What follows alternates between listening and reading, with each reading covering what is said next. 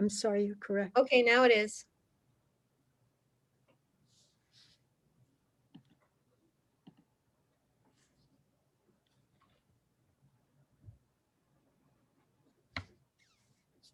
I don't know how to do this.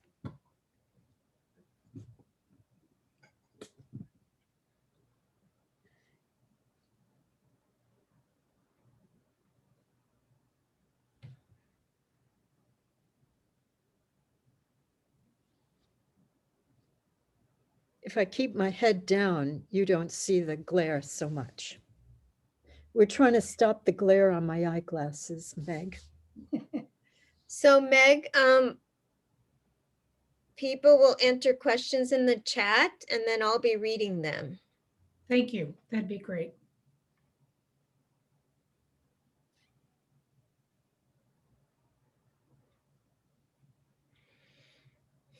Thank you for doing this, my dear friend Meg. Well, it's a pleasure. And, you know, again, many times I've gone to New York, stayed with Laura and Kevin, and we connect, you know, this is so much easier. I went to Vespers, I came upstairs, I'm in my room. Hello. In a way, I mean, it's not as good, but it sure is easy. And so I just. The wine is not as good, Meg. No, the wine, and we didn't get Laura's dinner. You know, Laura's dinner is to die for. But I did call her to see how she was doing. Good. Good. Kathleen, we went to the 92nd Street Y at this time last year, remember? Oh my God. I mean, no, I remember nothing from this whole past year. Oh my God. What did we do there? What were we seeing? I can't remember who we saw, but I remember we went to that Spanish restaurant or Italian restaurant and had a glass of wine. That's what. Oh, I remember. Yeah, you can't, she's totally a cheap date. You can't give her anything. Who did we see? It was a man. Gone. I don't know, honey. But it was a wonderful night. Gone with the rest of the things. It was cold. Yeah. Well, Monica, how did you hook up with Kathleen? What's your story there? She was looking for someone to market her music and serve as like administrative role too. And I was studying with Thich Nhat Hanh, the Vietnamese monk, and our mutual friend introduced us.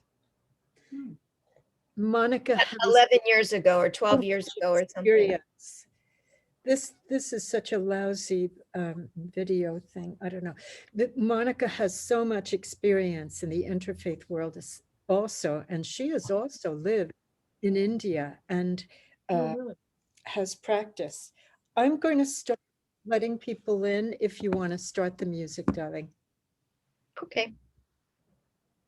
There's a button at the top. It just says admit all. Do you see it? I do.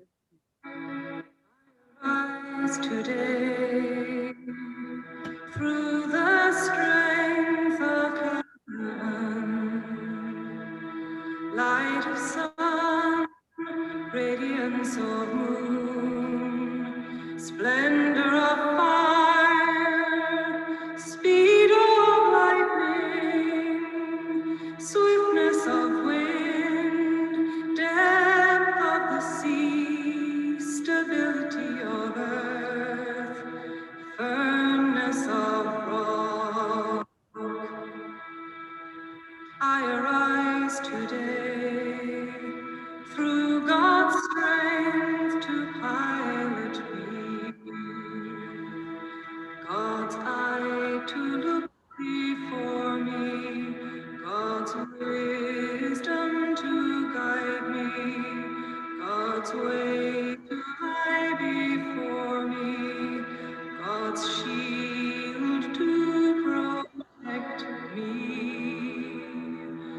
from all who shall wish me ill, afar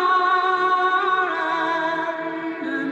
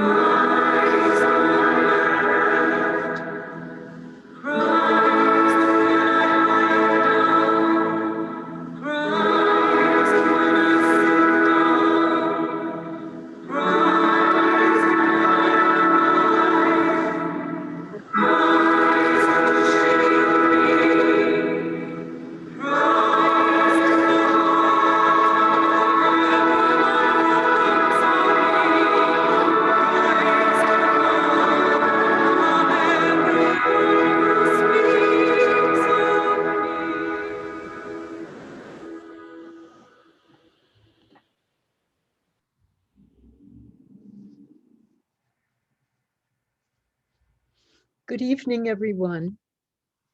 Can you hear me? Wonderful. I welcome each and every one of you to our first podcast of A Vow of Conversation.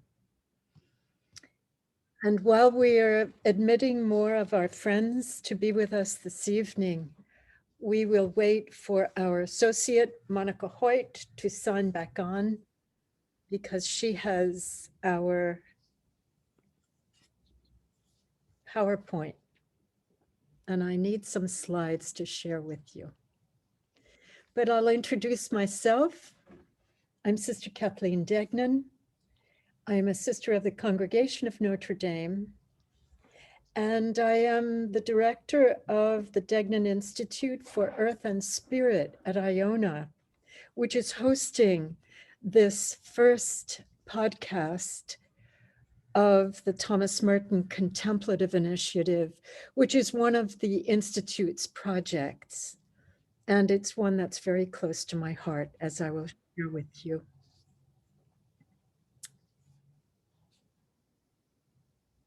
I don't know where my associate has gone, so we have to wait for her.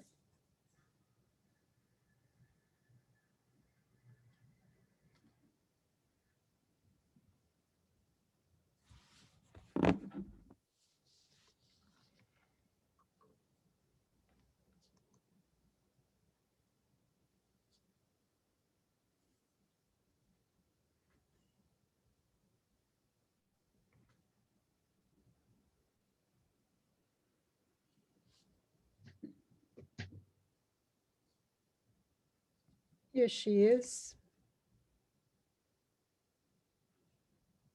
Thank you, Monica. Are you back with us? Yes, I'm back. Okay, good. Thank you. Can you please put up our slides? Yes, be happy to. Thank you so much.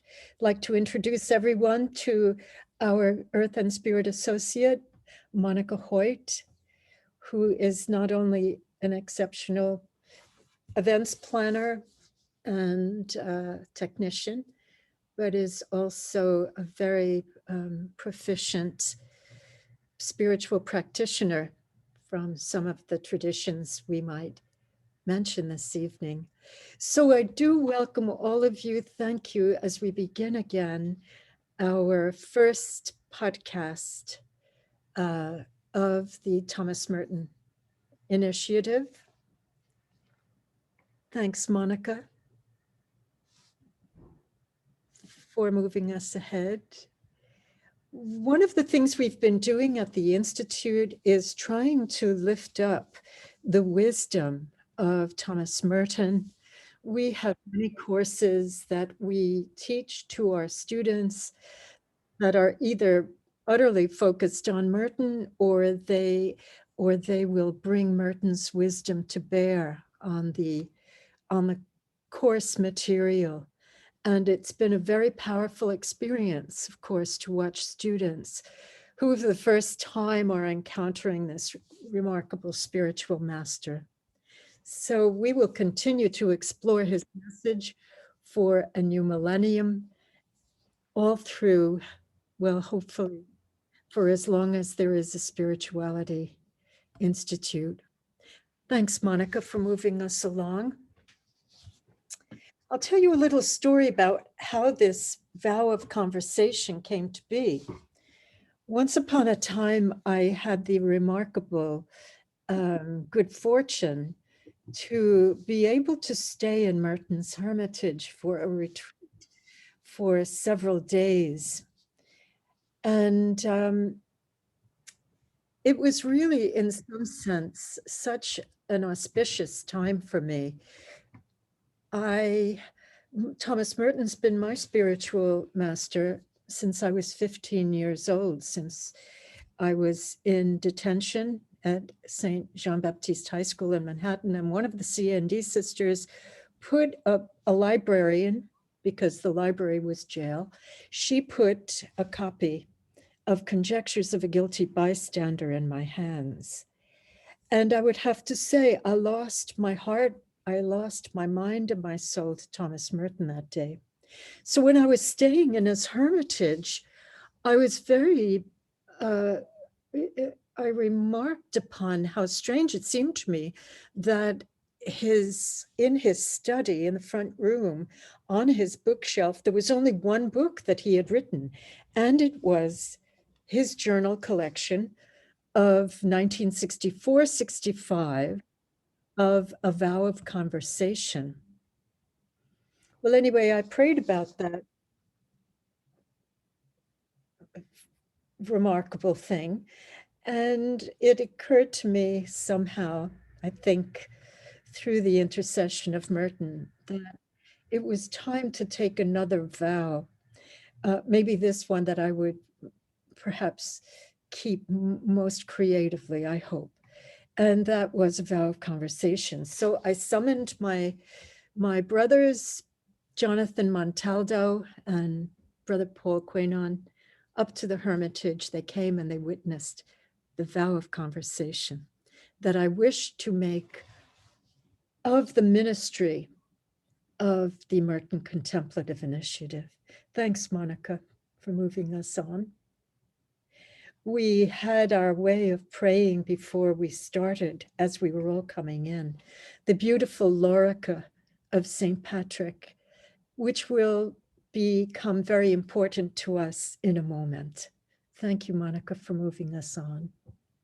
But now what I'd like to do is I would like to introduce us to the teacher who is going to be mediating so much of what Thomas Merton spent his life teaching, teaching in his monastery to his novices, but also teaching to all of us in all of his books.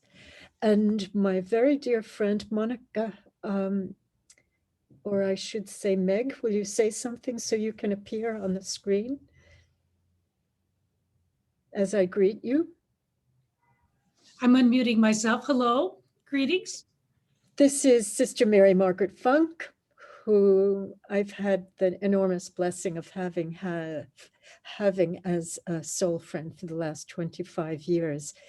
We've kind of dreamed of this night together for a long time. As I've been saying, Meg, I really want you to come and teach in this new institute, the Earth and Spirit Institute. So she is our first spiritual teacher that we are hosting. Mary Margaret Funk is a remarkable, remarkable treasure within the Christian community. I would say within the multi-faith community, because there are few persons who hold within their persons so much of the wisdom of our spiritual traditions. But what is even more impressive to me as a teacher is what a great teacher Sister Meg is.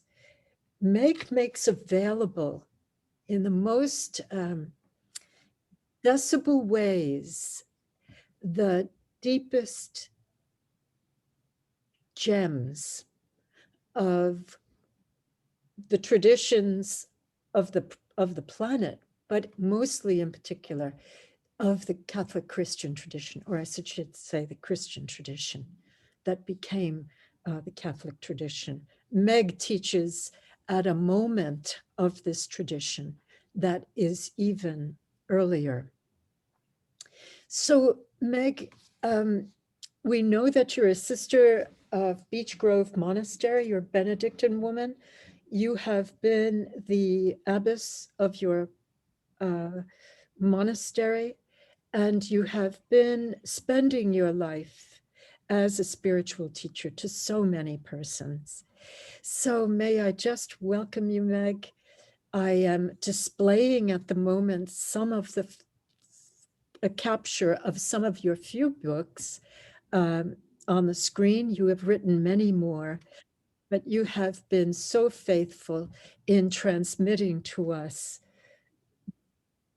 the power, the dunamis, the dynamite, as St. Paul would say, of wisdom of our tradition. Let us turn the evening over to Sister Meg And Meg, please begin to open up something of your work to us. Well, thank you, Kathleen. What a generous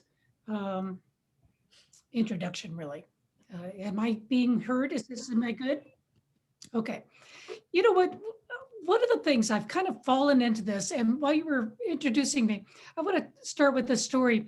When I was prioress, Joan Chittister and Jeanette Putnam, we did a tour of Europe back to the abbeys where we came from. And I was sitting in Nonberg Abbey, and I noticed I had the very same ring as the abbess at Nonberg Abbey. Now, for those of you who've ever seen The Sound of Music, that's Nonberg Abbey. Wow. I know. So like the history of the Benedictine thing goes back to the about 700 there. And I was clueless. I mean, I was just going, I was a contemporary prioress, but I had no idea how the tradition was still the very same, to have the very same ring as The Sound of Music. Now I'd like to have the voice like like Maria, but I don't have that either. But anyway, I want to tell you how I fell into the Matter series. When I was at Catholic University, I studied under Chris Soroki, and a lot of the scholars that put together the NAB, the New American Bible. And it's known for its footnotes, and it's known for source criticism. And so I learned source criticism. So that when I was prioress, it was customary that the prioress would teach the Rule of Benedict. Here it is, 110 pages. This is the Rule of Benedict. So I started teaching every Wednesday the Rule of Benedict, but I studied the source material. In other words, this is a critical edition that had all the sources of St. Benedict, who again was born around 480, the rule is around 500. So in that source, I found that he had a favorite teacher. And that teacher was John Cashin. Now, a lot of you already know this, but I thought I'd bring it along. This is John Cashin's first book. It's called The Institutes, and it's the former way of life, and then they enter the monastery. Those are the first conferences. And then the 8 afflictions, food, sex, things, anger, dejection, acidity, vainglory, and pride are the other 8 chapters. That's this book. Okay. Well, and I've asked my wonderful soul friend if she could speak a little more slowly. Would that help? A little bit. Me too. Thank you. Thank You're you. welcome. Yeah. That's one thing I do appreciate about conversation, the vow of conversation. It's 2 ways. It's 2 ways. And so again, I had this encounter with our tradition. Now, John Cashin also wrote this book called The Conferences. There's 24 conferences. So I put my mind to studying that. And what happened was I saw that thoughts matter. So the first book is about the 8 afflictive thoughts that are in the Institutes. And then the other Matter series, there's thoughts, and then what do you do with your thoughts? There's tools. And those tools are stored in the text of what do you do when you have those afflictions. And then I thought my last book would be humility, because I realized that in the Christian tradition, the main way that we go to God is through humility, through our being human. It's really by being human rather than any other stages of enlightenment or super consciousness or anything. Human, because of Christ Jesus, human is our door. So that's Humility Matters. Now, Kathleen, do you remember sitting out there at Glenstall Abbey in Ireland? And I had just written Humility Matters, and we were looking for somebody to do the Introduction. Forward. And you said, well, who do you know that's humble? And I searched, I remember getting up and walking around and said, that's a hard one, but I guess I would say it's a Dalai Lama. And I wrote to the Dalai Lama, and he wrote the foreword. Yes. So it's wonderful. Yeah, again, that's conversation too. See, I wouldn't have thought of him as being humble, but he was so humble, he wrote the foreword to the book. And I know the book got translated in Portuguese, I think, and they wanted to know if I wanted the Dalai Lama's letter in there. And I said, yes, I do. I think it makes it more compelling as a book, So anyway, then I wrote, the next book was Lectio Matters. I realized that the dominant practice into seeking God and finding humility as your way is through Lectio Divina. And I used a lot of Henri de Labac, and I went back to Origin and the spiritual senses. And in Lectio Matters, it's the 4 voices received by the 4 senses. And those 4 voices are the literal voice received by the logical sense, the symbolic voice received by the intuitive, the grasping the whole of it, and the moral voice received by the personal senses, and the mystical voice received by the spiritual senses. So opening up all those senses and reading the text through those senses in a very distinct way was Lectio Divina. Now, I'm going to stop there. I wrote a 5th book, Discernment Matters, and then another one on violence, renouncing violence. But what was my main method? And actually, I took that from hermeneutics, from the study of scripture. And my main method was to retrieve as much as I could. So when I studied the critical edition of this Rule of Benedict, there's at least 30 sources of the rule, 30 of them. And I took several years trying to enter into those sources and then seeing which sources and what part of those sources did Benedict retrieve. So I retrieve, reclaim. I saw what they reclaimed out of those sources. And those 2 steps are important, but not as important as the 3rd step, which is to reappropriate it. Meaning, how does it make sense today for me? And that's really why we have you online tonight, because we are interested, those of us, most of us who are not monastics, but perhaps are worldly contemplatives, we want to retrieve and reappropriate that very fundamental wisdom, the teachings that really not only inspired our original Christian ancestors, but gave them maturity to live the tradition forward to this day. So let me just say to all our guests, Sister Meg will be taking conversation with us at the end. So if you want to at any point, just put a question in the chat. We'll sort those out with Meg as we go on. So Meg, you really dedicated your life to what you're calling the Matters series. What matters in the spiritual life? And you have actually generated a mini library of what really matters for the spiritual life. So tell us what's next. Okay, what matters is a lot of support I had from Kevin and Laura. They're on this Zoom, and I just want to say hi. Kevin is my brother, lives in Connecticut, and Laura, my sister, many years here. So they supported me all the way through this. It wasn't easy because, as all writers know, you're way ahead of not only the reader, which you should be, but you're way ahead of the people that support this kind of endeavor. And so it's hard work to be heard and to be supported and to be published. Although I'd have to say I had my original publisher died just this past month, Gene Galloway from Continuum, was a great guy. But he came to my sister Carolyn's house and met me after I had given a talk. And he said, we want a book. You have a book in you. Why don't you write a book? I was with Thomas Keating at the time, and I gave a talk on Cloud of Unknowing. And I said to Gene, well, what do you want me to write on? He says, oh, doesn't matter. We just need a woman. So that was my start. But it did matter, see? It did matter. It did matter. It gave me the opportunity. And also, looking back on it, that gave me the flexibility to write what I wanted to write. I had no expectations except being a woman. Now, isn't that pretty grand?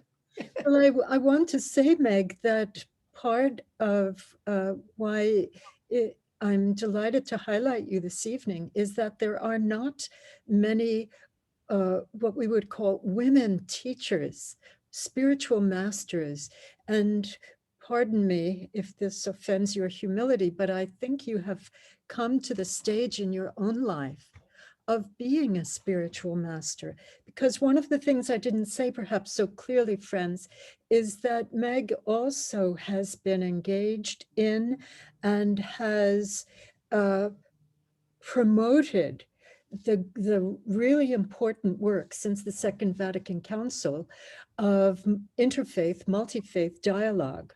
So Meg is really bringing to bear on her work out of the Christian tradition so much of what she has learned and comprehended from those other traditions. Meg, can you start somewhere? Start Yes, I can. somewhere with something that matters, appropriate it for us, and give it to us in a way we can manage it. Okay, I'll do one little segue first. I was, after Prioress, I was executive director of the Monastic Interreligious Dialogue Board, which is the monastics of the Christian West in dialogue with the Hindu and the Buddhist Christian East. And it was a very formal board, and it was under the Vatican.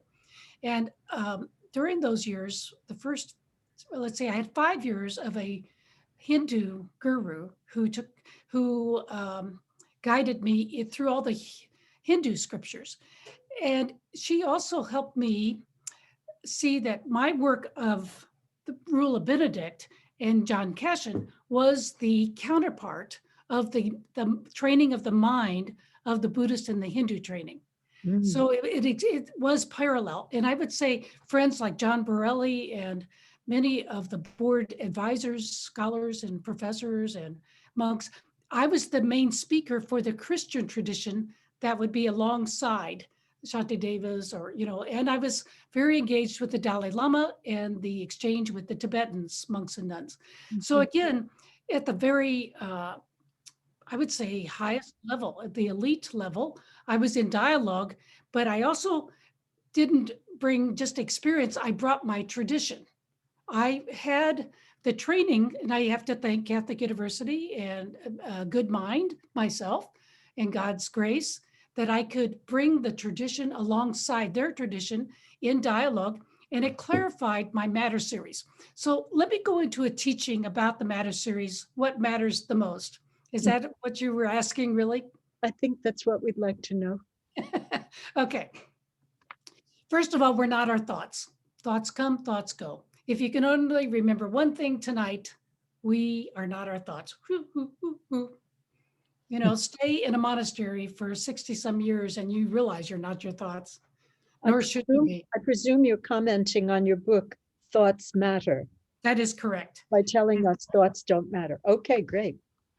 So, but thoughts are the way to discern. And 80% of the desert tradition, now there's John Cashin, but there's, I was going to record this in our library. There's at least 50, 60 feet of books that would be the desert tradition. And many of you are scholars on this list. And you would know that the paper trail is huge, but 80% of it, most of it, is about discerning. And how do you discern? You observe your thoughts and start sorting them. The ones from God going toward God, the ones from self going toward self, the ones from evil going towards evil, the ones from other going towards other.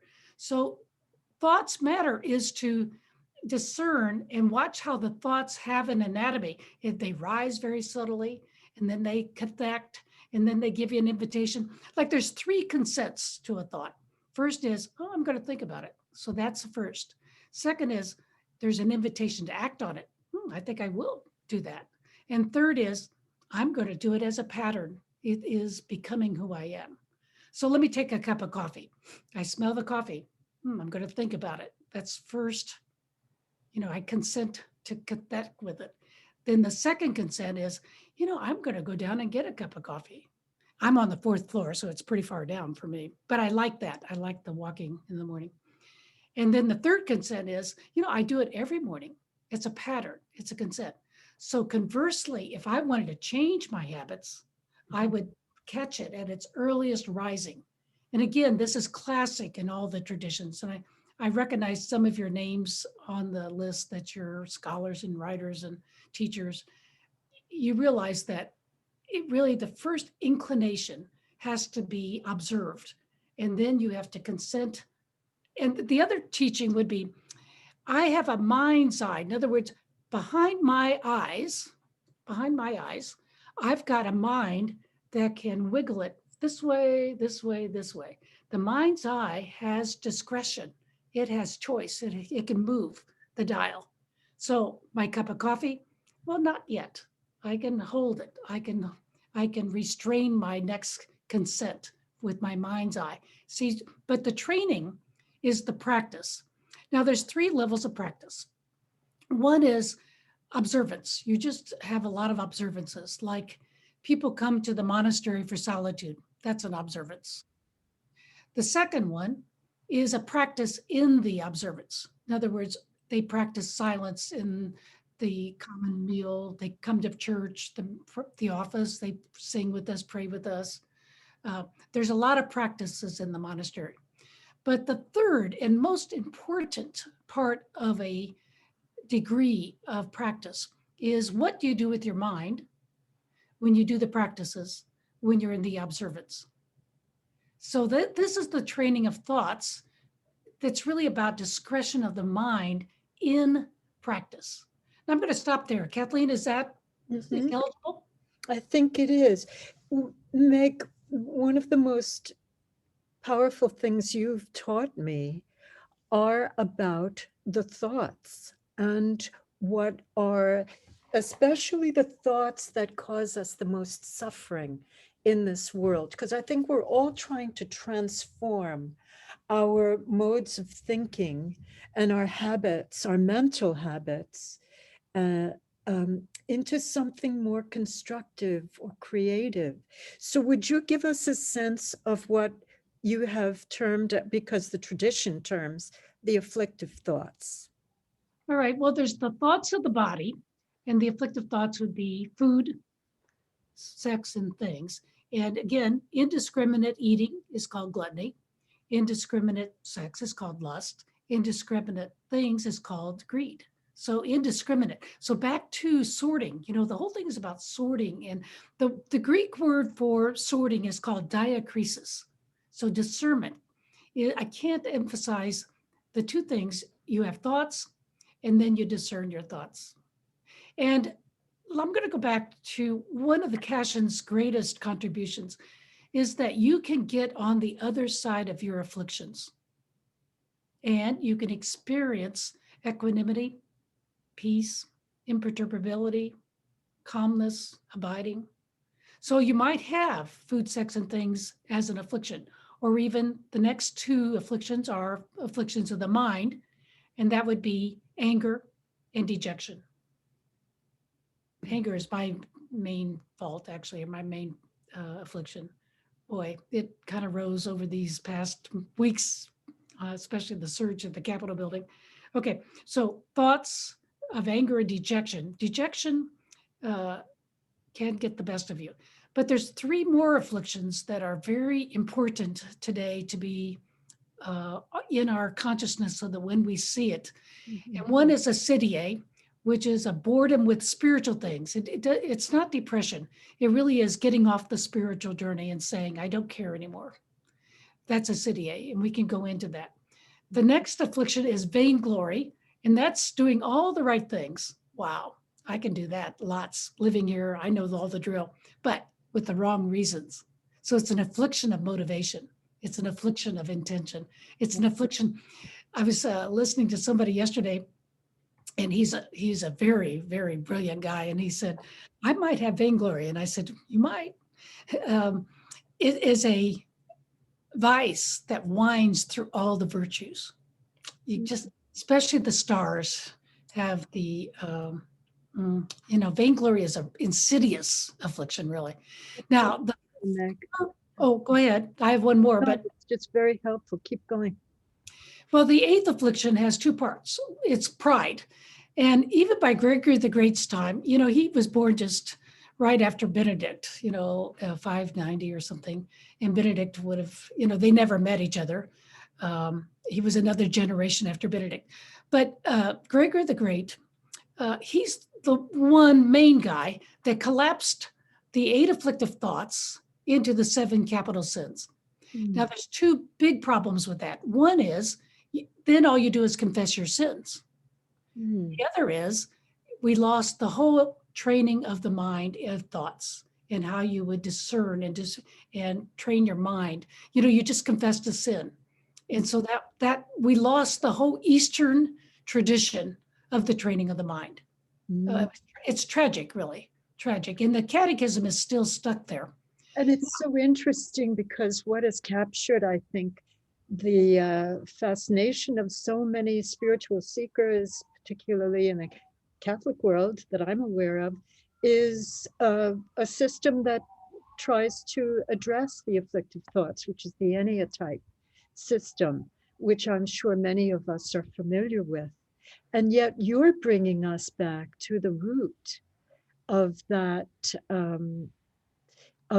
wisdom and that incredible, skillful means of dealing with these human perplexities that belong to us as Christians. I wanted to say to you, thoughts matter. You're helping us understand that. Teachers matter. And you are mentioning some of these teachers. Could you, in a just a very, very simple and quick way, trace the lineage of who are our spiritual masters, particularly within the Christian tradition? All right, well, let's go back to the desert tradition. That probably the most significant guru was Origen in Alexandria. And he's the one that did much exegesis on scripture and developed the spiritual senses and saw the discrepancies. He had 6 columns of the translations. So Origen, everybody, and he also is the one of the purgative, illuminative, and unitive way. That spiritual journey comes, and actually it comes from Greek sources before that, but he adapted it to the Christian tradition. And then Origen, Alba Anthony, about 357, Athanasius wrote the Vita Antony, and it was the life of Antony in the desert. Now, he lived to be 100 some years old, and the book came out 1 year after he died, so I always kind of wonder how that happened. But Athanasius made Anthony very famous, and his writings they became very attractive to just zillions of people. Augustine, and he created that whole thirst to go to the desert and seek God. And then after Antony, there was Pachomius, and then Cassian, then Evagrius. Evagrius was a very big seeker. We're talking about Syria. Actually, Palestine was in Syria at the time. Even in Jesus' time, that Palestine was governed by the Syrian governor. So when they talk about Syria, it's Palestine. So Palestine, Egypt, that whole desert area. And so after Athanasius wrote the Vita Antony, then there were probably 200 very famous spiritual masters that we call the Abbas and the Ammas. Mm-hmm. There was mainly about 6 The or 8. Mamas and the Papas. Yes, Macarius. And again, when Cassian put together this book, he took 14 of those Abbas and Ammas and put their conferences in a way. So again, the kind of linear story would be these people went to the desert, they purified their afflictions, they got on the other side of them. So they had a radius about them. They were enlightened, and people came out to them and said, how did you do this? Pray, give me a word that I may live. Mm-hmm. And so this was the transmission of the desert Ammas and Abbas. And those became the sayings of the desert fathers, epithegmata, they call them. And there's several versions of those that became quite famous also. And then there's the conferences, there's the rules, there's the whatever. So, but what they have in common is a training of the mind. Well, this is really so helpful, Meg, because I think for most of us who are not scholars of this period of Christian unfolding, we remember hearing in the gospel and in the epistles, which are the teachings that we receive each week in our liturgy, pray always. And we have also received the teaching of Jesus about how to pray in the prayer of Jesus, Abba, who art in heaven, etc. But we don't really move on from that for in our catechesis for maturing Christians.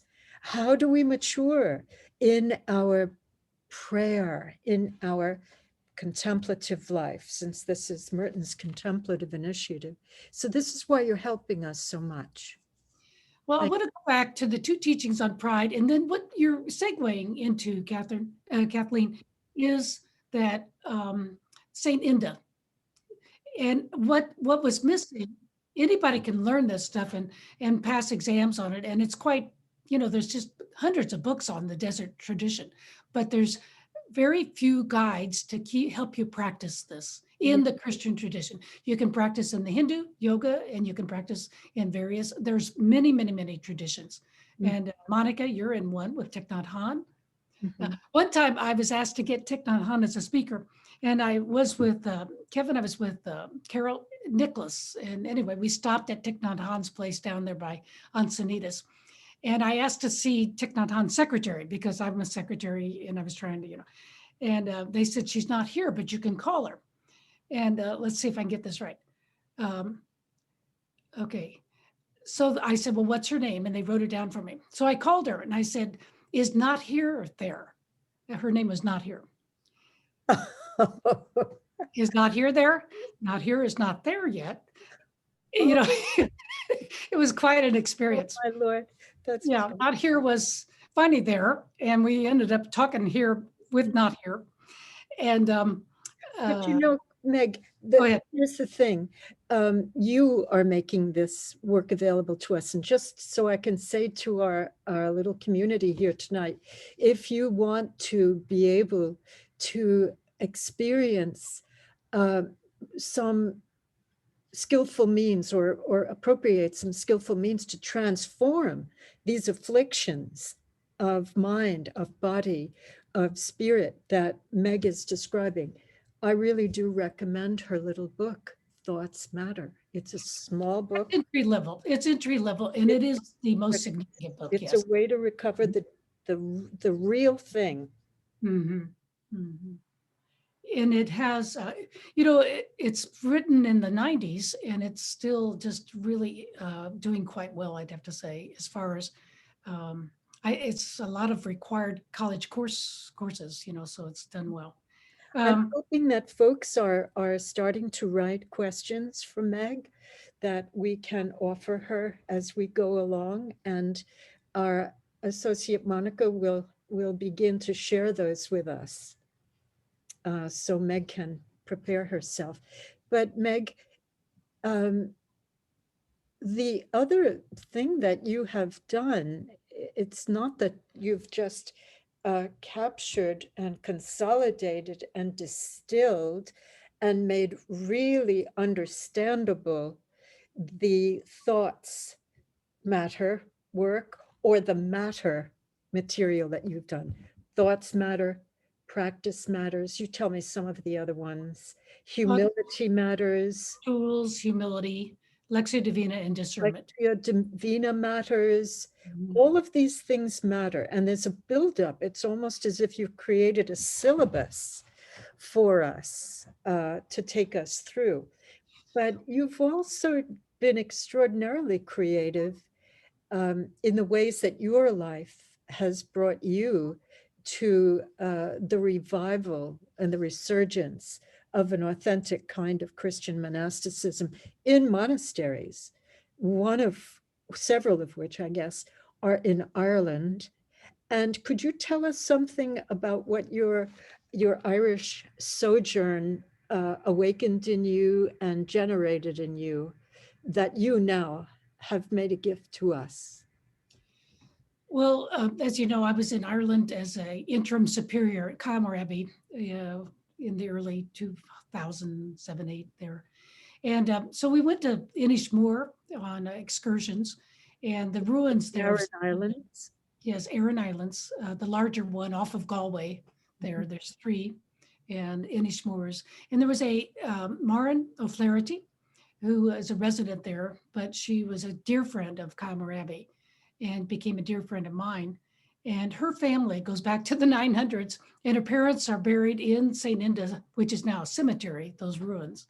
Because But, Linda is what? Is the patron of Oh. the Arans? yes, St. Inda is the founder of monasticism in Ireland.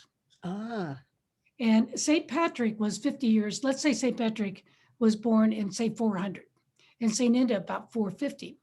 Now, St. Patrick, as you know, was a slave, and he left, and 20 years later came back as a priest bishop, and he extended and offered the Christian way of life to the Irish.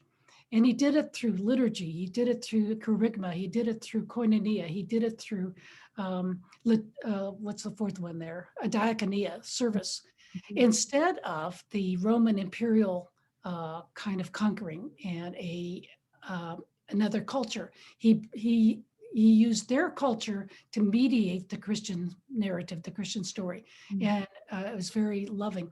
Now, Saint Inda then was the first monastery, monastic, and there's a lot of hagiography, to get any historical facts. But the fact is, he was there, and he did own the entire island. And he started. There was 9 monasteries there at one time. But he formed like Iona and Clonmacnoise and all the famous monasteries in Ireland. Those monks got their training by St. Inda. Now, here's the key thing, though, to make this story really amazing. Somehow, St. Inda had the teachings from Abba Anthony. Somehow, he got the desert tradition. Now, this is in the year 450. So they were trained in this desert tradition that you and I, when we were in the novitiate, we were not trained in that. right. But the Irish were, the original Irish monasteries. Yes, And this is fascinating because you've just taken us from, early Syria, which could be said to be these were the dojos, these were the real monastic workout centers where wisdom teachers and practitioners were really putting down the foundations of Christian practice, Christian wisdom, and the Enlightenment strategies that have become our modes of spirituality. But now you've taken us from Syria and you've brought us all the way over to the Aran Islands. You've taken us from the East, where our tradition begins, to the West, from which it kind of proliferates in at least the Roman Church.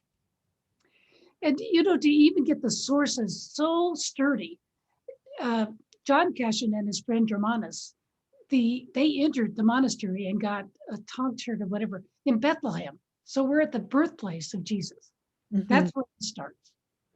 It was like me finding, that I was at Naumburg Abbey in The Sound of Music. So tell us what happened to you then as you did your work on Aran. All right. Well, then I realized that I've had a blessed life, and even myself, I can't linger there. And I saw that all the main characters, Benedict and Patrick, and there's always a period of being a hermit or an anchoress or some big conversion experience through solitude. And I realized people could not do that given our constraints. Two things are wrong with that. Nobody has the time, the money. But the second thing is there's not the teachers. Where would you go? Where would you go and get the teachings that you could take back to your own respective domains? So I coined in the book, Humility Matters, I talked about 100-day retreat, a virtual retreat. I made it up. But it's not really made up. In the Philokalia, this is the 4th volume of the Philokalia. And this was written 1,000 years later after this is the Eastern Orthodox compilation around 1000, So of what, Meg? Of what? Of what? What are the Philokalia? Well, there's 5 books. They compiled the Desert Fathers. Okay. And this is the Eastern Christian compilation of this tradition. I But see. leave out anything esoteric. It's very interesting. They don't think people are ready for it. But in the Philokalia 4th volume, they have 100 days that you work on the purgative, 100 days you work on the illuminative, 100 days you work on the unitive. Now, in St. Inda, I So can just check. tell us, does it mean, the purgative? All right. So with St. Inda, if you make that 100-day retreat, which again, some of you on this slide I see it have, the first 100 days is to renounce your former way of life. That's the purgation. No, that's above the river. Above the river is just your life. Okay, The purgative is renouncing your thoughts. That's just the second level. okay. And that's the second month where you work on food, sex, things, anger, dejection, acidity, vainglory, and pride. Well, In the third month, you work on, this is significant, renouncing your thoughts of God, your self-made thoughts of God, because since you're not your thoughts of God are not God. So, but it's a practice to wow, back out all the self-made thoughts of God and to let God rise up to be God. And then the fourth renunciation is even more difficult. It's to renounce between your ears your thoughts of yourself, about yourself, to yourself, from yourself, self-made thoughts of self. It's the fourth renunciation. Now, Wow. that if is, you could stop right there, that is just awesome. That's so profound, to lead us into an understanding that the work of liberation and of true transformation in our language into Christ is this subtle, and this requires this kind of sensitivity and self-knowledge. and the bigger thing than knowledge, here's the West got very heady, but the East stayed practical. And they really, when I was with the Dalai Lama in Tibet and in India and all that, I was jealous of those monks and nuns that they got training of the mind. Now I got training of memory. My exams were to recite the footnotes in this Bible, the New Testament, but nobody trained my mind with my mind's eye to sort out my thoughts. And I was full of afflictions. And so to get on the other side of the afflictions. But the wonderful thing about John Cashin and this tradition is that on the other side, there really isn't the striving for virtue. That's another tradition that we kind of got caught up in. Frankly, we don't have to do that because the Holy Spirit rises. And then the practice is following the Spirit's guidance, actual grace. And it just rises. I don't have to practice humility and all the practices. I practice discernment, and then the Holy Spirit takes me to the other side. So it's not grim. It's very light. It's very easy. It's very calming. So you really, really just pay attention to the way your own mind and thoughts are trying to direct you. And if you have, as we become more proficient and more knowing, more sensitive to these movements inside of us, something arises, as you say. And so it's not so effortful. And what arises especially is the peace of mind without the afflictions. Wow. The afflictions rise, but you've got some tools to redirect them. And it may take a week or two. I'm going to use the example of the January 6th. That was traumatic for all of us. But I calmed, I took some solitude and I asked the Lord, what should I do?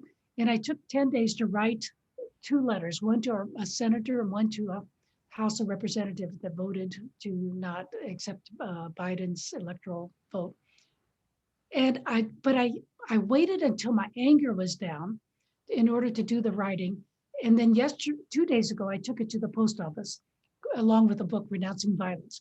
Now, do I think it'll do any good? No. But did it clear my mind and I did something and I took action? Yes. And I made the point of conversing this is where that vow of conversation with about 30 people on this letter and how to write it and who to send it to. And, so the dialogue, Right. again, that helps you above the river if you have your mind cleared out. Yes, that's powerful. Well, I mean, it's about everybody somehow cleaning up our mind states in this nation at this moment, in any case. Is there something, Meg, we're coming on to a time when we're going to transition into conversation with our friends in our community here of conversation. We are about 56 persons. You're invited, please, to raise your hand in the chat. Perhaps, not to raise your hand, just to go down on your screen, click chat, and write a question or a comment so that you can have Meg perhaps do some clarification for you. Meg, I could sit at your feet really, really forever. I always come away from every conversation we ever have with the clarification of thought that is so necessary, just to allow that powerful, subtle spirit to spring up and to do the work of transforming my nature, our nature, into Christ consciousness, and to the discipleship of Jesus. Do you want to show that slide that is St. Inda that might give them the overall content, and then we'll go into the chat room? I'm going to see if I can pull that up because I realize I did not send it to my colleague. And it's not necessary, but it just shows that there's a lot of content here. See, that's another problem. The content has gotten lost and it's not accessible. So to get this content in a sequential way, these 4 renunciations, and in a way that each person can practice it in their life. Well, I think that's even the case. I think that's why Merton, for example, is so incredibly attractive to those of us who yearn to know how this transformation is supposed to unfold in us. But, even our beloved Thomas Merton, he's full of inspiration and he's full of pointing to the teachers, but even he does not get into the practice the way you do. Right. You actually teach people how to shift, how to actualize these states that are so attractive to us, but we don't know how to get there. See, and again, I came along 50 years after Thomas Merton. He was the one that critiqued observance, and there was no practice and praxis with observance. So he was a critic. And also, had I been a novice under Thomas Merton, I would have studied Cashin. That the first course you do is John Cashin and the 8 Thoughts. And the book by Patrick O'Connell. So yes, the work that Meg is talking about in these retrievals, Thomas Merton did teach to his novices. This was his work in the monastery, and blessedly, we have the tapes of all of Thomas Merton's teachings on all of these things, the afflictions, the great teachers that Meg is describing, from Origen to Enda. All of these teachers, he does write about them in some places, but he also, in these lectures, he unpacks them. And 2 people have done a great service for us. The first, 2 of them are Merton scholars. One of them is Patrick O'Connell, who is actually one of the co-founders of the International Merton Society.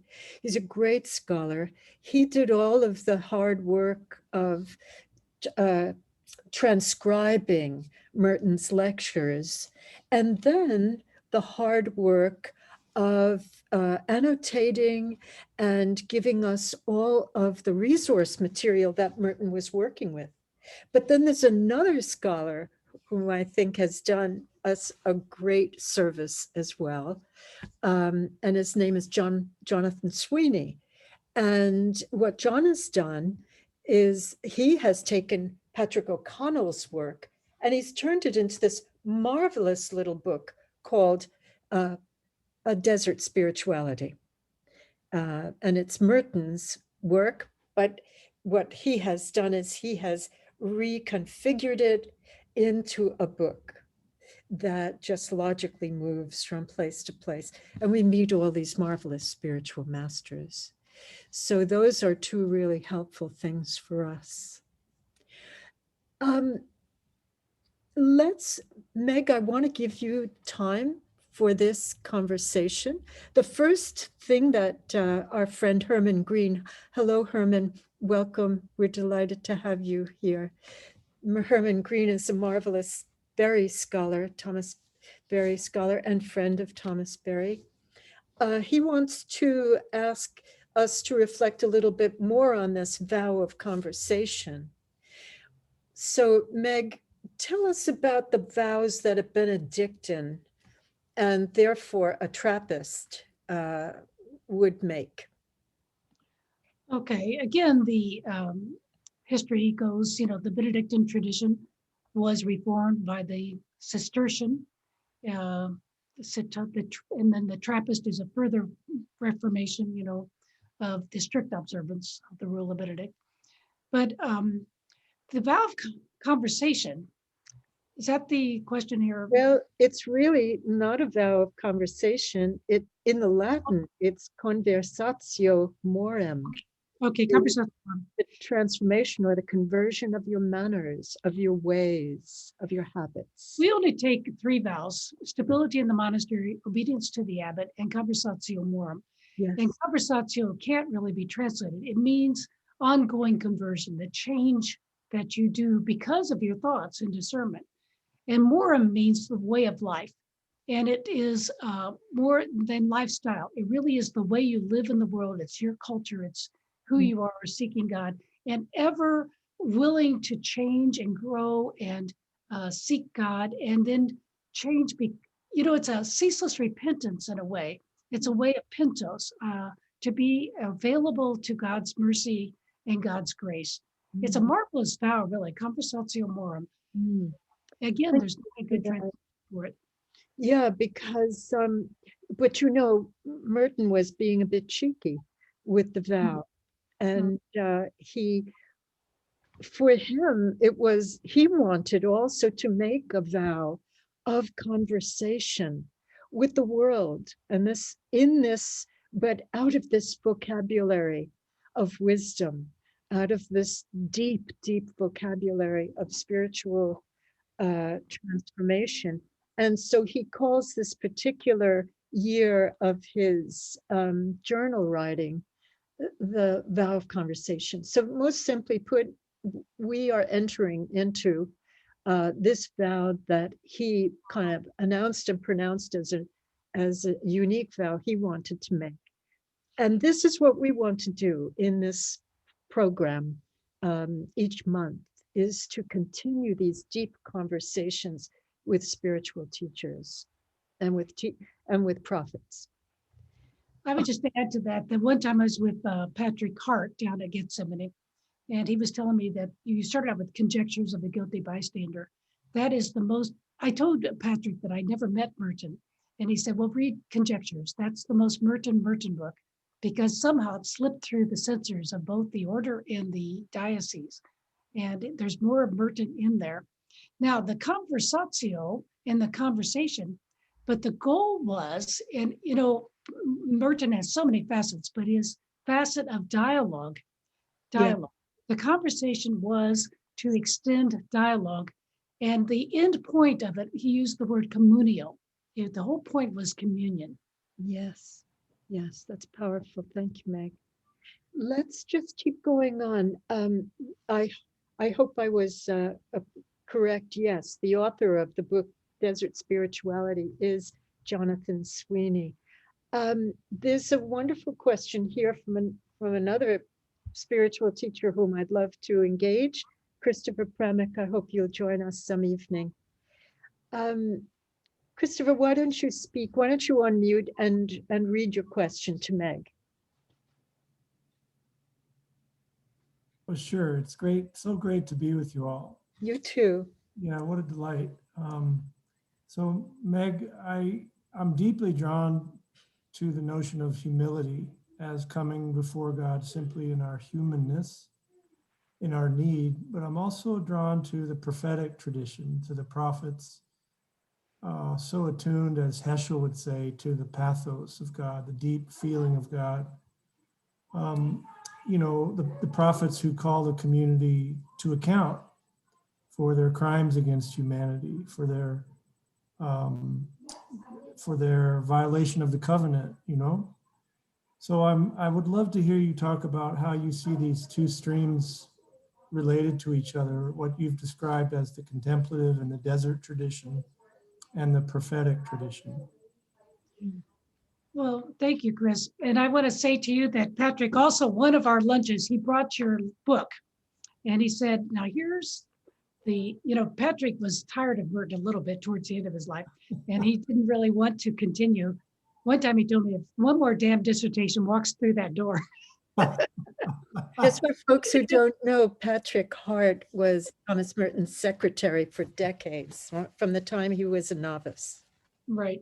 But he liked your book, and he had read, Patrick had read Lexio Matters, and he liked the mystical tradition there, the mystical received by the spiritual senses. And he said, Chris got that, and here's the book. And he made me read it, and I did, and you did get it. It was marvelous, marvelous. So how do you entwine the prophetic with the contemplative? Let's just go back to Abba Anthony. Notice how he went to the mountain in solitude, then came out and preached, then went back to the inner mountain, then came out. So, I mean, there really is no linear, nobody gets one path. As every once in a while, somebody will say, the contemplative is true Jesus in me, and you really, could lose yourself and be narcissistic. I've never met anybody yet who truly meditates that isn't also engaged in the prophetic dimension of life. I noticed Gail and Carl Larico on this thing, Gail Fitzpatrick Koppler, in the centering prayer movement. I've never met anybody that was so self-absorbed that they weren't also engaged in prophetic work. And I think it just is the other foot. But I would say there's a critique to be involved in action, socially engaged action, without anger and without vainglory and without pride and without triumphalism. That's the main teaching that the contemplative provides. There's a way of doing it that is lateral and conversational and not confrontational. I worked hard on those 2 letters to my senators, and I ran them by some of the nuns. We're sitting one to a table, so you have to scream across. There's 46 of us here, and so there'd be 20 in this room. Anyway, I told them I wrote this letter, and I invited the senator here, and they said, don't you dare, we don't want a terrorist here. So there was a good dialogue about how do we engage in these people that differ from our views. So I changed the letter saying I was going to stop by his office, but still, that's the engagement, to have a sense of humor and to engage in reality, but still never not take the opportunity. One of the things about Merton I learned is that he had a view. My goodness, he was a genius on everything, but he had a distinctive voice that he could use because of his vocation. So I've worked hard myself on getting my view, but nobody wants your view. That's deadly. That's controversial. That's oppositional. But if I can raise my voice from time to time, that is moves the message. But it's based on my vocation. So Chris, I don't see them as, but I see wrong direction in both sides. but they're very, very compatible. Yeah, thank you. Mm. Thank you. Thank you, Meg. Anne Reeves, may I invite you to unmute and to share your question with Meg? Hi, Meg. I don't think my picture's here. I was eating, so I had was off the picture, but I guess you can hear me. No, I can see you. full Can you face. see me too? Oh, okay. Hello, everybody. My question really was that certainly within my lifetime, and big thanks to Thomas Merton, so many people are now studying these traditions other than Christianity that that really talk about and make you think about thinking and beyond thinking. What is the nature of this thought, non-attachment, all of these concepts. And I was already a Christian when I came to this, and so I was drawn to learning in that way. But I'm thinking about so many people now that do not identify as having any particular spirituality or spiritual tradition, are also being drawn to these teachings. And what is there, or where is there in the multi levels of these teachings, a draw, a trigger, or whatever might be to a spiritual tradition? Or is that maybe come from whoever the teacher is of these practices? It seems to be a very secular thing now with many people, even though it's spirituality with a small s. Whereas with Christianity, I think we're able to draw ourselves in with Christ. Well, I don't know if I'm making myself clear. I think it's clear. I think it's very clear. It's like, where do we get nourished in the tradition of Christianity in the light of all the other traditions? And again, the other traditions really do give us light. In my years of intermonastic dialogue, and we were traveling, lots, like in these dialogues, in these monasteries. See, it was just monastic dialogue. And I realized, after I had studied Hinduism and various branches of Buddhism, and even wrote this book on Islam, I realized that I needed to practice my own and understand the others. And instead, I watched many people practicing their other, but only understanding Christianity. So my work on the Matter series is to practice Christianity, to have Christ Jesus alive in ceaseless prayer, and through liturgy and diakony, and the whole thing has to be Christian. And then you understand, in the light of that, the other traditions. But I think it has gotten a little dysfunctional, because I can tell when there's energies, especially if people took initiation in other traditions. It's very hard to get them centered back in their baptismal initiation. Some people can do it, the dual initiation, but it's very rare. For the most part, we have to follow through our original initiation. And then through that initiation, through Christ Jesus. Now, two other things. One is, there aren't the teachers. We just really don't have the teachers, but we do have the teachings. The teachings are very clear, and they're very compelling, and they're very available. The reason I raised this question is because I really, maybe 20, 25 years ago, was quite seriously studying Buddhism. And I was separating myself a little bit from Christianity in terms of questioning. And I came to a real crisis point. And I was seeing also, Sister Jane Silk was a spiritual director of mine. And what we both came to was, there was something relational that was missing in terms of an immediate person, immediate divinity, or something that was the key for her. And she was trying to help me understand that. Well, again, I'm one that believes that the other traditions are a revelation from God. You know, the God is so big and universal that we can be inclusive. So there's no judgment about the authenticity of other traditions. But there is something about the imprint of your own origin. Yes, well, that was it, I think. Mhm. Relationality Mhm. to a Christ. So thank you, Anne. Meg, I think what you're saying, you said you went by it quickly, but it's very profound. When you said that a lot of folks in our big, huge tent of spiritualities in our time are making the reach to practice the tradition of the other, while somehow only it sounded as if you meant perhaps superficially really understanding their own tradition. In other words, when something's new and novel and put in new language, it allures us. And perhaps we think it's more because it's spoken in a more contemporary way, that it has more cogency. And so I leave my tradition and I go, or I leave my teaching and I go to this teaching to help me work with my thoughts even. But what you're saying is that we reach to understand the other while we practice our own, not we practice the other while we're trying to understand our own.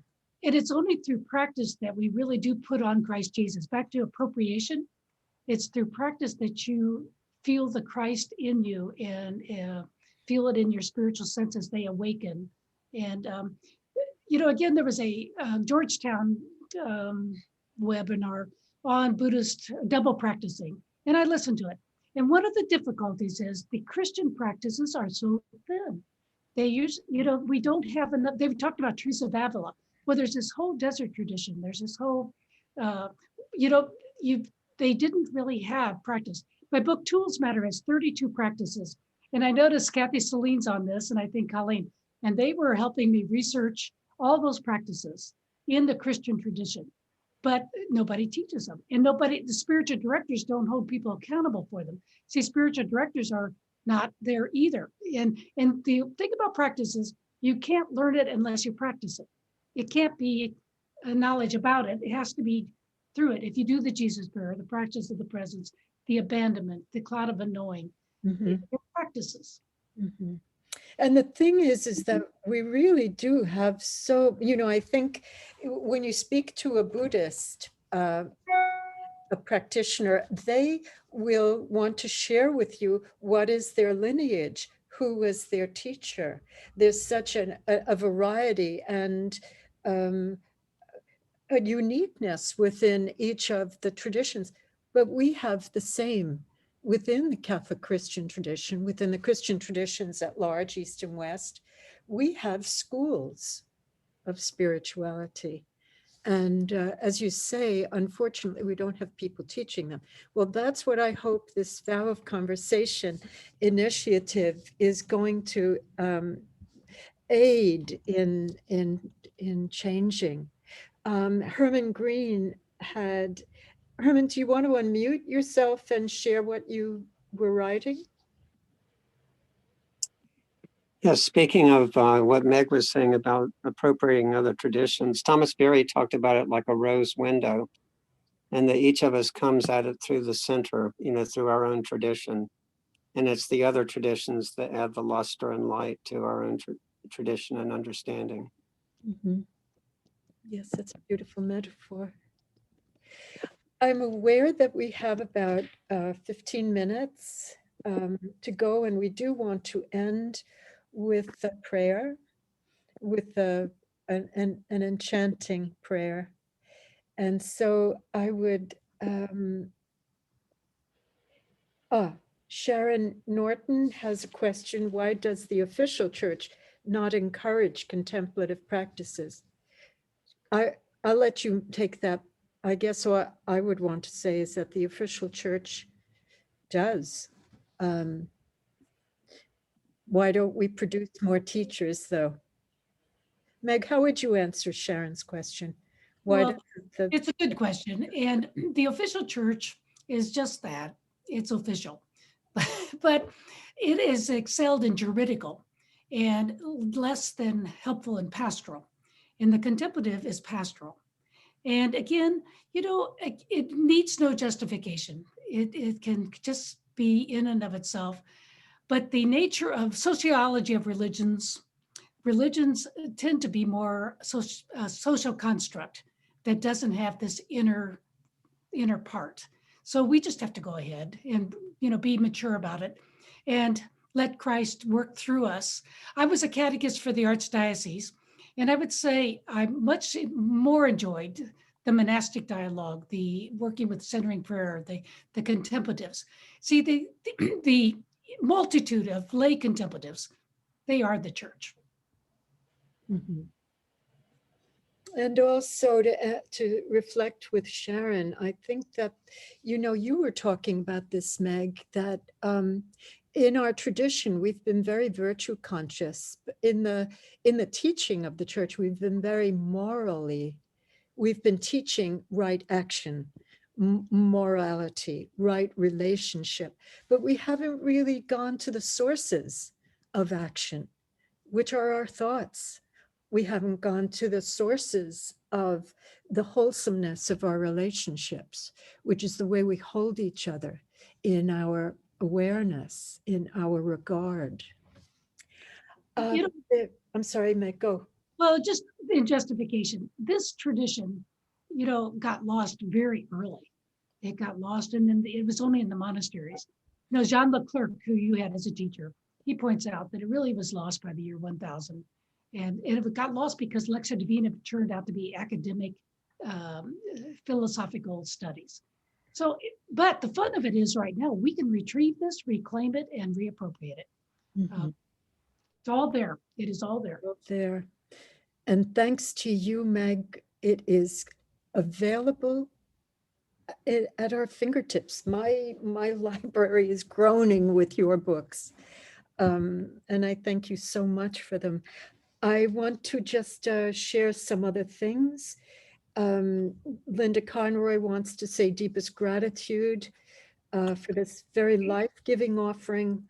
I was feeling heavy with discouragement and sometimes anger, so that much of the Catholic hierarchical energy has focused abortion, missing the wealth of all that has been offered in this gathering. Meg, you and I were talking about that earlier today. Do you want to summarize what you had said to me, which was most insightful, about what our teachers, the bishops are supposed to be our teachers as well as our pastors, or maybe we need to be more discerning about the term teacher and reserve it for teachers. But can you say something about the dilemma we're in right now with the focus of teaching, at least in the Roman Church? Well, the dilemma is the polarization between the juridical church and the pastoral church. And Francis, of course, is pastoral, and Benedict XVI was juridical. And then the bishops, they're divided too. Notice Seepage, the cardinal from Chicago, came out saying it was ill-timed for Gonzalo, what was his name? The Los Angeles Archbishop, to talk about abortion, birth control, gay marriage, and transgender when they hadn't even discussed it as a group. Now, again, if I could have four things, it would be liturgy, koinonia, community. It would be diaconia, serving. I'd go back to St. Patrick. What did he do? He did four things. And instead of abortion, I would do servant leadership, being a servant, diaconia. Instead of contraception, I would talk about liturgy. And I would, in other words, there's four other things they could be doing, but we just have to retrieve it and bring it up. And I'm hopeful because, this is so clear. This is not a vague impression or some sideline. This is the heart of our tradition. If you read the scriptures, this is the heart of it. So I'm very encouraged. So, and thank you to Linda Conroy, who just gave us the name of the bishop in California, who was Gomez, who preempted the other bishops. But, I want to just say, as in echoing you, Meg, something you said before, which is that as we can appropriate this wisdom, and as those of us who take it in our hands to put in our hearts and minds, if we are willing to do the great work, the asceticism, the exercise of practice, we can begin more and more to embody this.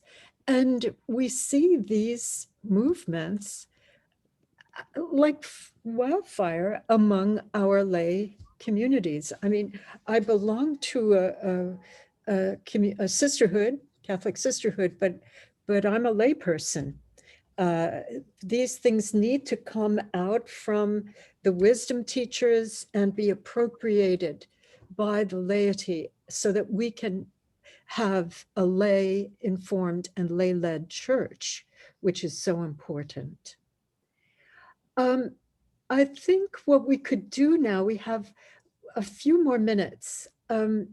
Meg, everybody is just offering their words of gratitude to you, but let's open if you wish to, why don't you open your mic? And if you have something, one sentence that you would love to say to Sister Meg by way of summary or gratitude, if you'd like to do that.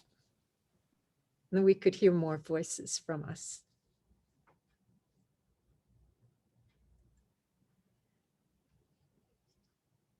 Hi, Meg. This is Michael. Thank you so much for your teachings. And I used to go to the Benedictine Grange in Reading, Connecticut. And I'm still a novice. And I look forward to your book, Thoughts Matter, very much. I really appreciate your depth and your knowledge. And you make a great teacher. Also, I used to live in Indianapolis. I used to live in the south side of Indianapolis, so it's near Greenwood. So, but thank you very much. I have a lot of growth to do and a lot of good learning. Thank you very much. Thank you. Sister, I'm Maureen Shanley, and I too went to the Grange and know Laura and Kevin. And I just have to say, I feel like I've had a college course in 1 hour. It's like, okay, it's kind of washed over me, and now I'm going to have to go back and start picking at pieces of it. But I thank you for the introduction. Thanks, Maureen. Sister, I wish to express that I'm a pretty strong head type, and I'm familiar with much of what you said, but I'm aware of tears because I feel that your words were just so heart nourishing. And so it's from my heart that I wish to express my gratitude. Thank you so much, Linda. Hello, only I would like to say hello. It's just good to call on you, Melba. Yes, and I would like to say thank you very much. I appreciate a lot your sharing, and I am very happy because in my first serious, could say, conference, then I am listening into English, and this is my second language now. Really, I am totally agree about the sometimes our thoughts are could discern this to the discernment about our thought, our thoughts could be a tricky, I don't know how to Mhm. say, but in our life, in our religious life. That's why I love it, because I love coffee. Now I could say, really, was a very nice the way that she explained it, how to make some step or with our thought. I am very grateful, and definitely I am going to read some of your books. Thank you very much. Thank you, Melba. Melba's a CND sister of mine. I'm delighted to see her. Would anyone else like to speak their thanks or their remarks? Well, I wanted to thank you. I'm a teacher in another discipline. And again, I do feel like we had a master class in this past time. And it's a wonderful thing to think about how we as Catholics can take this contemplative route and build on it. And I think, in a lot of other traditions, it's more celebrated in the media, but I think it's a wonderful thing to take our own Catholic heritage and build on that. So thank you. Thank you. Hey, Meg, it's Kathy. And I think what I'm hearing tonight, I mean, I've learned so much from you. I wouldn't know where to start. But what I'm seeing, what I'm learning, what I'm realizing tonight is just the power of example. That I think what I'm seeing is that, when you find what you've been looking for, when you find something real, a tradition that works, that's real, that is of God, and I've seen that no matter how much you learn other things and engage with other people, it's that not getting distracted. It's that just going deeper and deeper and deeper, because there's always more there for us. It's a well that never runs dry. And I'm just seeing that over the years. I mean, this continues to just get deeper and richer, and there's more. And I could never thank you enough. I love you. Thank you, Kathy. My friends, really parting is such sweet sorrow. Meg, it was my dream to have you open this contemplative initiative with me, and we've been blessed to do this together. I would love it, and I'm sure everyone in our circle would love it, if you could tell us that you could be back sometime to do another teaching for us within the contemplative initiative, within this vow of conversation. And so I do wish to thank you. And I want to tell all of our friends that next month we will have another opportunity to engage and to practice our vow of conversation. In the next session, we will be visiting with Father James Martin, who's one of the editors of America, the Jesuit Weekly, who has just published a book, or will publish on February 2nd, he'll publish it, a book on prayer. And I think, of course, it's the prayer of Ignatius. He's going to be teaching us from the Ignatian school of spirituality. And it's going to be remarkably resonant and echoing of all that you've taught us tonight, Meg. That will be on February 10th. And I'll get an e-blast out to everybody.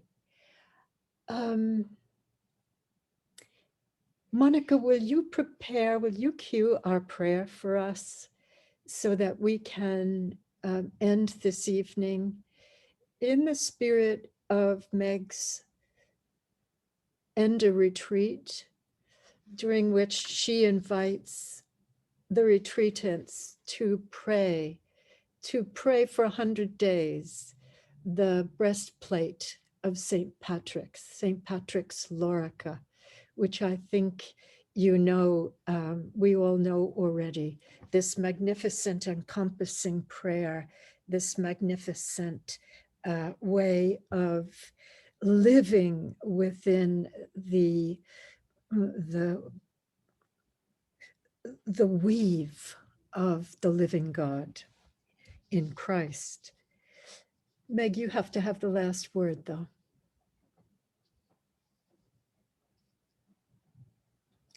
But you have to unmute.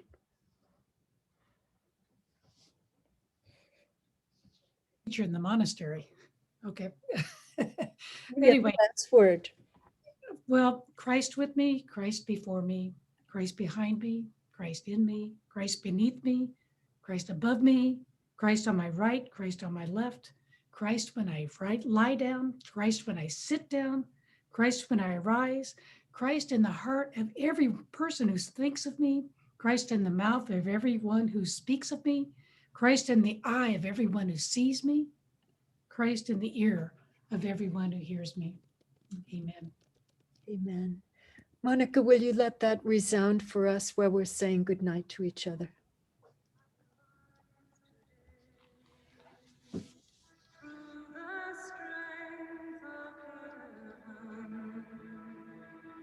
Light of sun, radiance Good night, everybody. You can unmute as we're saying goodnight. speed of lightning. Kathleen, thank you so much. Thank you, Meg. Thank you. It was wonderful. Thank you, Thank you. Kathleen. Good night. Thank you. Good night, everybody. God bless.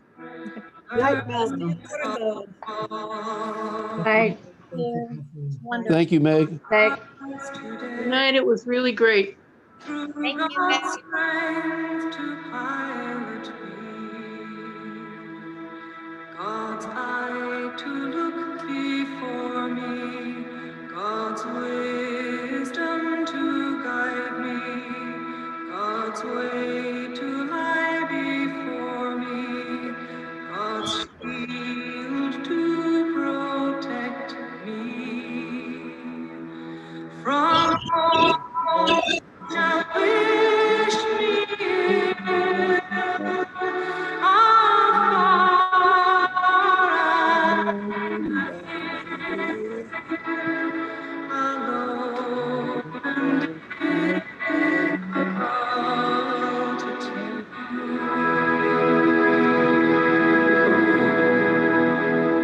Against every sickness power that may oppose my body and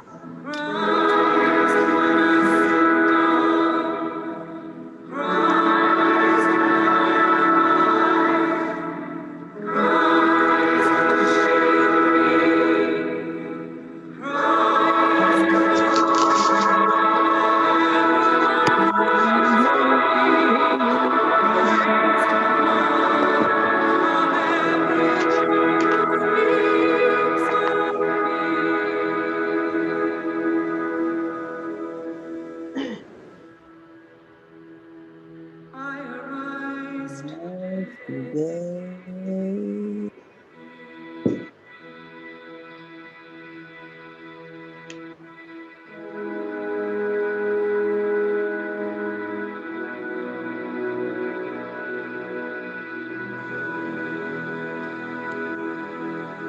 Night, John.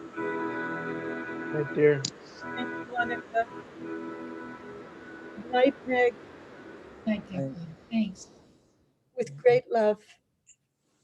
Beautiful program. Thank you. Thank you for the two of you. The dialogue was unbelievable. Thank you, Anne. Thanks for being in the circle and making rich. And Jacqueline, and Kathleen, it was wonderful. And Meg, I've heard so much about you from Kathleen, and it's a joy. It's just a joy to participate tonight. Thank you 1,000 times. Thank you. Jackie is my CND Anamkara.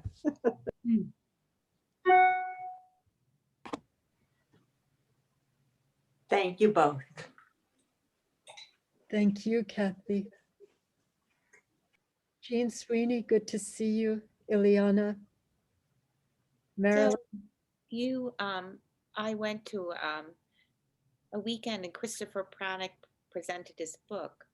So I've never forgotten him. Oh, And so it was so wonderful to see him tonight. we'll have to invite him to be our guest. Yes, that would be fabulous, actually. So please tell your friends about this initiative. I'm a certified yoga teacher at Kripalu and have done a lot of the work on the mind training, but I've never heard it in the Christian tradition. It's only ever been handed to me through the yogic tradition.